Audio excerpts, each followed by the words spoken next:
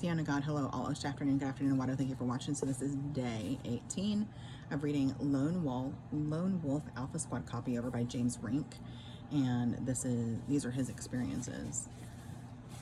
Let's see, Alien Psychic Mind Control Program. Because of the off-world component, there is even a bigger piece to this puzzle, which makes all this even more complex. There are two types of programming going on within most MyLabs. One is the MyLab component, which is meant to be positive as they seek to enhance an operative's gifts, both mental, physical, and psychic. On the other hand, there is the reptilian/Draco programming component, which seeks to create a soldier loyal to the reptilian/Draco agenda while they are in an alter mindset.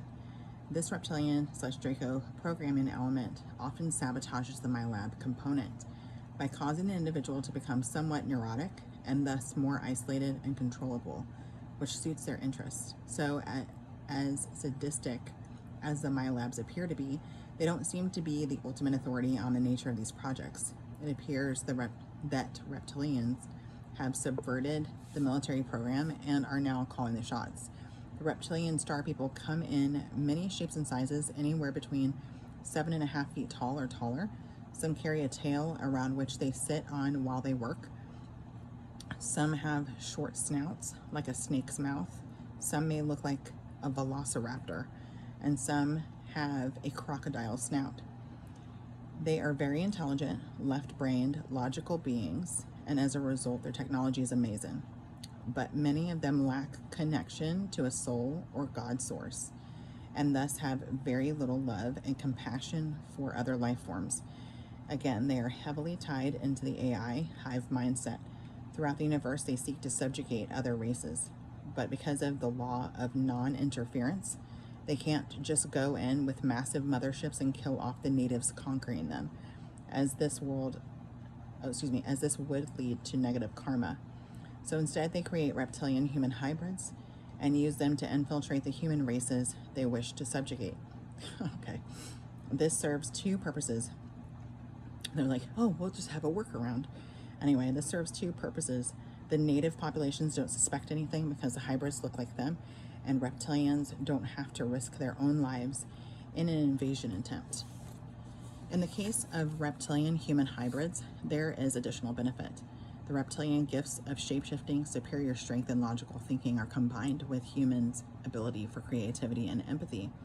As a result of these combined strengths, these super soldiers have not only enhanced intuition, but make better fighters than the reptilians alone. The reptilians even have a special word for them. According to experiencer Simon Parks, super soldiers are called super special human soldiers, or SEARSHSSE.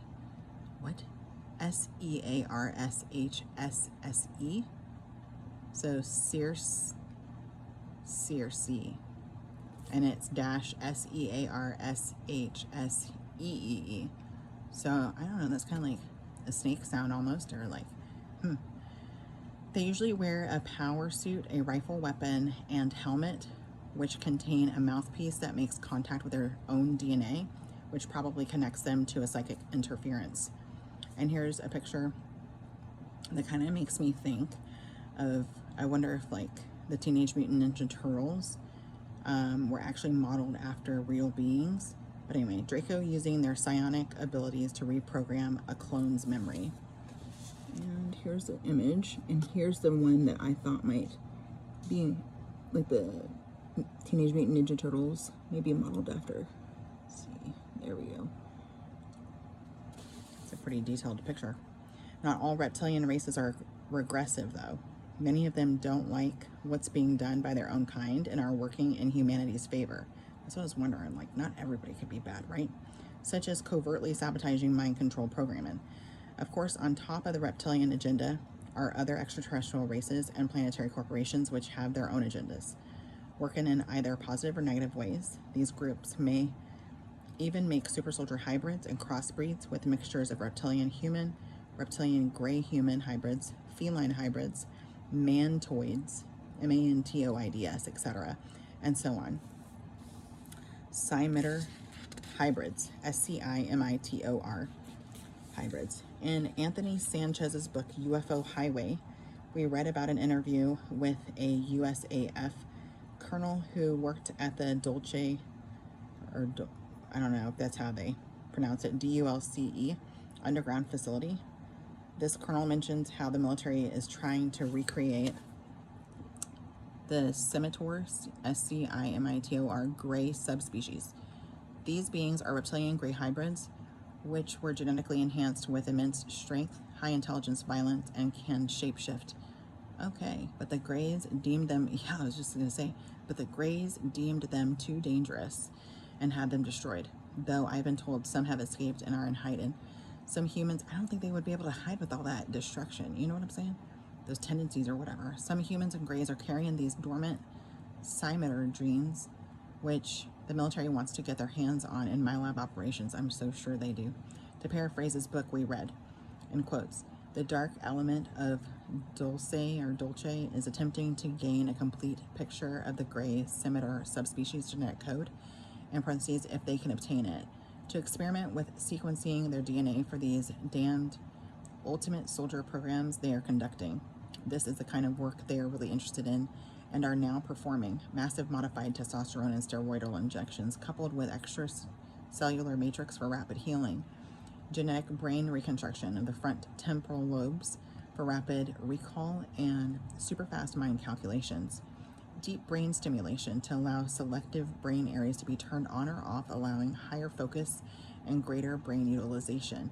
Brain plasticity to allow the brain the ability to grow and adapt, even neurogenesis to grow new cells. Yeah, and they're like keeping all that from people who are having like Alzheimer's and dementia and whatever else, like MS or whatever, right? They can just like help them out a little bit. How about help my hubster with the thalamus? I'm just saying. And who do you think they are testing this on? Volunteer soldiers? No, it's innocent humans, unwilling participants in their game of playing God. That's right, I've already told you. And this is why they are also abducting people now. My labs read upon it. But what is sick is that we learned this from the Greys. We didn't invent this, and now we accept this as a regular practice for the advancement of the military and our protection. But protection from whom? GD it. That was always the big problem. There was never an enemy that justified such paranoia and validation for this disturbed work we are now involved in. End quote. Heather material. The Heather material is a document which explains how super soldiers are created. The information was leaked out on the Project Camelot website from a technician who claimed to work on young men and women being groomed into super soldiers. According to Heather Anderson, most likely not her real name, the cabal was reanimating, oh my God, reanimating dead soldiers and giving them biological enhancements in a SS augmentation project. And that makes me wonder, all that stuff about zombies and stuff, people being reanimated after death and stuff, I literally wonder, because you know you have to have some whoopsies and stuff when you're trying to do that. Is that how they got that information out to the directors and creators for like video games, movies, and TV shows? Because I know they declassify stuff to give to them specifically, or maybe they don't, and they just say, here's something, read up on it, write about it, or something, I don't know. Because I think they said Steven Spielberg is in with the CIA or something, I can't remember. The cyborg augmentation program was an umbrella project within Project Talent and known as Project Phoenix. Note, Project Talent has since been shut down and renamed under a different project. What took place in these projects was so horrific and disgusting that Heather decided to go rogue and release the details on the Project Camelot website and has since been on the run, though I have been told she's now working on the projects again. According to Heather, they would select certain individuals that had DNA deemed compatible with this kind of experimentation, probably starseeds. Subjects were then drugged and branded with a biological tracking device. They were prepped for surgery and implanted with biological organic computer components into the body. These chips would then stimulate electromagnetic growth around the codons of the DNA, which had to be done slowly and meticulously to prevent autoimmune conflicts. At this point, vital organs were augmented with wire enhancers known as HEGY, H-E-G-Y, HEGY, I don't know, cable, homosympathetic, H-O-M-O-S-A-P-A-T-I-C, electromagnetic grounding yarn, okay, which stimulated the human body's own natural static electrical field, which is where superhuman abilities come from. They would then remove the appendix and begin injecting a compound designated as KTL white twice a day for 2 months to prevent autoimmune reactions. Whoa. During this time, they would replace the kidneys or liver with cloned organs grown in special growth hypobaric chambers.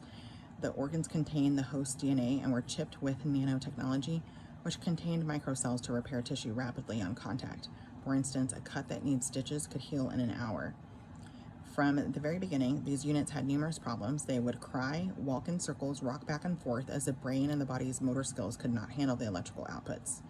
On paper, they were the fastest and strongest humans ever, but they were emotional wrecks. These units could calculate faster, run faster, did not get tired as easily, could jump higher and longer. And they didn't need to drink water as their organics were able to recycle waste at the base of their spinal column. To correct the emotional problems, they were implanted with additional grounding wires within the body and locked into a room for several weeks, surviving only on nutrient injections. Despite having all the necessary nutrients in their bloodstreams, they would beg for food because even though they didn't need it physically and couldn't even digest it, in their minds they craved it and felt hungry all the time. They then began uploading combat. You know what that makes me wonder is the stuff that they come up with to help them suppress those things. If those are the very things that they then sell to the public to help with like overeating and all that kind of stuff. You know what I'm saying? Like, come on. They then began uploading combat programming via the trip chair. In the beginning, they failed to create compartments within the mind, and as a result, the units fought back and were ultimately terminated. From then on, they inserted brain implants, which contained all combat programming within alters, so the main personality had no more memories of the trauma or programming they were indoctrinated with. Heather claims about 600 people were experimented on in such a manner by late 2006. They were about to be deployed for combat purposes in Operation Retaliation, which is like an endgame martial law scenario where the New World Order would take over all functions of the government. However, at the last minute, the Department of Defense ordered all the units destroyed, and it says as a more advanced model was now coming online. Whoa. The scientists were forced to comply or they would lose their lives too. In quotes, it says units. So that's how they refer to them, as units, like not even people or anything. As they were called, were then rounded up and given lethal injections of potassium, which their nano injections could not repair. Their bodies were then processed and refined in a facility that makes omega-3 vitamins. What? And sold to the general public as flaxseed oil, fortified with omega-3, which also happens to be the name of the umbrella project. Heather claims the pharmaceutical company Merck, M-E-R-C-K, was involved in this. What the what? Heather then makes note how Operation Retaliation was meant to be a mock invasion of the military. Certain factions within the New World Order wanted to use these augmented super soldiers to infiltrate the U.S. Army, and when martial law comes, they would be activated and kill all the military generals and the white hats, which have been secretly opposing the New World Order. The next generation of SS prototypes were made from scratch. They would use metal exoskeleton frames and clone human tissue over it. These units had personalities which were much more controllable and had fewer problems than earlier models. They also had the benefit that they could not be harmed by chemical weapons, as their skin would sweat a waxy substance protecting them from chemicals. Bullets could not breach the exoskeleton, harming any of the inner organs. They would sleep in an induced coma, and their organs would regenerate in a matter of hours. They are strong enough to lift a tank, but it would damage their skin. They even had a self-oxygenating chamber in their chest, which could allow them to survive in space without any mask on. And I'll just stop it right there because I don't think I can read that. Oh, maybe I can. Apparently 29 of these units were created, and each containing within them nuclear smart bombs. Theoretically, if detonated remotely, they could potentially start World War III. So there is a battle going on who controls the stand-down codes. That's insane. Heather also revealed information on Project DAMOCLES, Damocles, I don't know, which involves sending soldiers through dimensional jump gates around this planet and off planet. So one there for sure. Done to go hang, until we meet again. Love you, mean it.